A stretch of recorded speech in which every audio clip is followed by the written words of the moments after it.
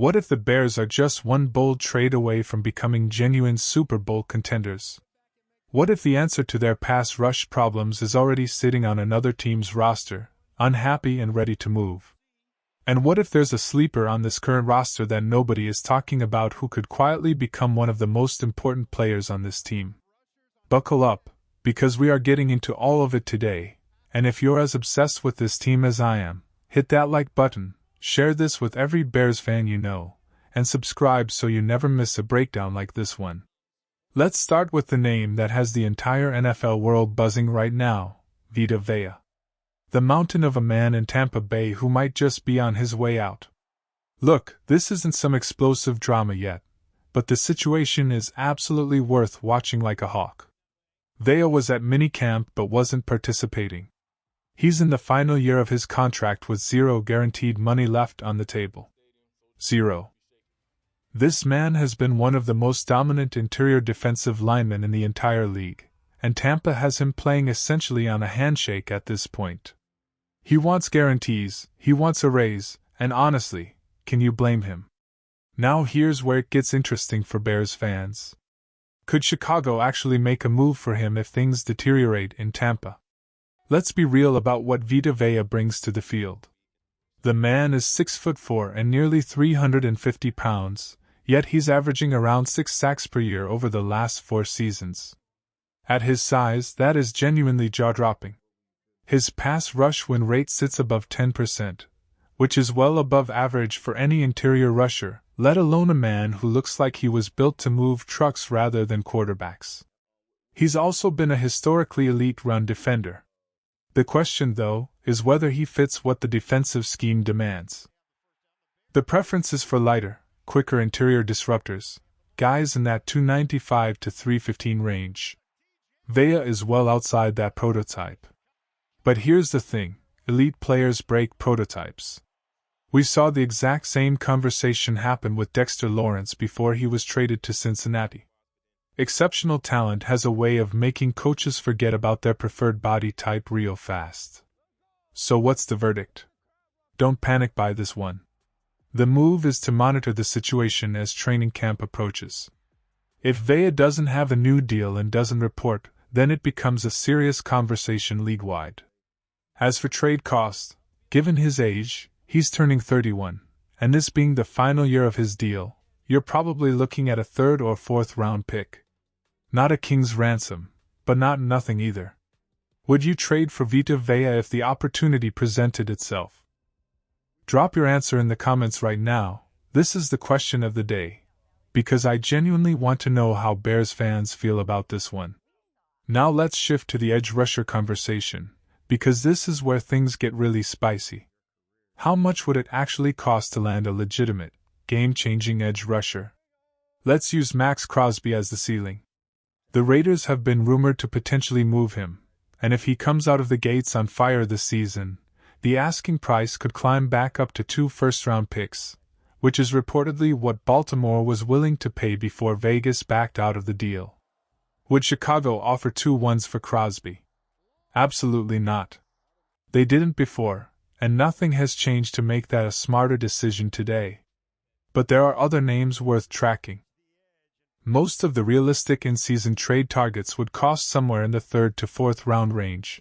Think players like Grady's and Highmouth sitting closer to the 3rd or 4th round in trade value. The one wildcard in this group is a younger pass rusher who, depending on how his season unfolds, could command as high as a 2nd-round pick if he's truly playing at an elite level. The key variable with all of these names is timing. A mid-season deal versus a pre-week 1 deal carries very different price tags. Teams moving players at peak value want premium compensation. Here's something that flew a little under the radar during mini-camp that deserves serious attention. When 2 of the starting offensive linemen were given a rest day on the final day of minicamp, it was Kyle Hergel, an undrafted depth piece, who stepped in and took reps with the first-team offense. That is not nothing.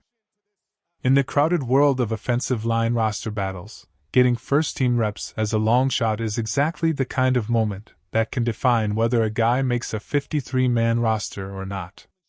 Don't sleep on Hergel. He's this year's deep sleeper to watch. Another name worth keeping in your back pocket is Hayden Large, a tight end out of Iowa who plays more like a fullback hybrid. If this offense continues to lean into multiple tight end sets, having a Swiss Army knife like Large who can line up in the backfield, contribute across special teams units, and create matchup problems in the run game, that's a guy who earns a roster spot through pure versatility. Keep your eye on him. Now let's talk about the left tackle situation, because it matters more than most people are willing to admit heading into this season. If Braxton Jones doesn't look the part during training camp, and there are legitimate questions about whether this offensive line competition produces a clear answer at that spot, Taylor Decker is still out there. He's unsigned. He's experienced. And while a deal before camp seems unlikely, the moment an injury pops up or the competition fails to produce a real answer, Decker becomes an obvious phone call. The Rams are also circling because of their own situation at the position, so this isn't a guy who'll wait forever.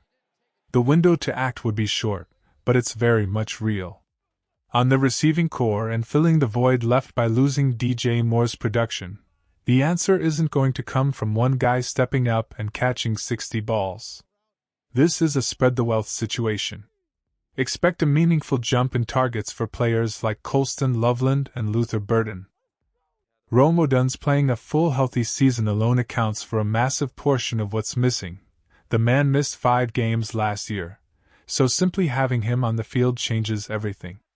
Cole Kmet could see slightly elevated usage, and the tight end depth getting contributions from a guy like Sam Lossy, who is clearly a step up from what the third tight end position produced last year, adds more pieces to the puzzle. Both running backs in this offense can catch the football. This is going to be a genuinely balanced, multidimensional passing attack if the pieces stay healthy. Let's close on the big picture because this is where it gets genuinely exciting.